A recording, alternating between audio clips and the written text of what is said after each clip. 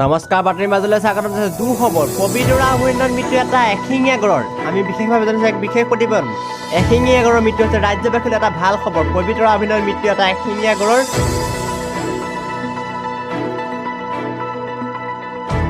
পবিতৰা অভয়াৰণ্যত বাধ্যজনিত কাৰণত মৃত্যু হয় এটা এশিঙীয়া গঁড়ৰ।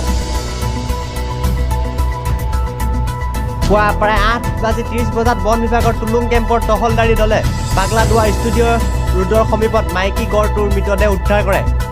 প্ৰাথমিক তদন্তৰ অন্তত গঁড়টোৰ মৃত্যু স্বাভাৱিক আৰু বাৰ্ধক্যজনিত কাৰণত হোৱা বুলি জানিব পৰা গৈছে।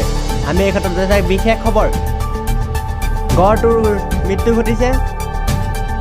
বনমন্ত্ৰী প্ৰমীলা শুক্লবৈদ্যই প্ৰেৰণ কৰা এক বাৰ্তাত গঁড়টোৰ মৃত্যুক লৈ শোক প্ৰকাশ কৰি কয়, গঁড়ৰ সংৰক্ষণ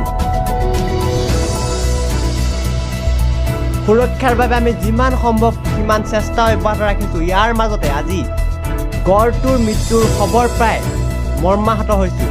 দুখবৰ পবিতৰা অভয়াৰণ্যত মৃত্যু এটা এশিঙীয়া গঁড়। আমি পুনৰ জানিছোঁ এক বিশেষ খবৰ। এশিঙীয়া গঁড়ৰ মৃত্যু হৈছে পবিতৰা অভয়াৰণ্যত।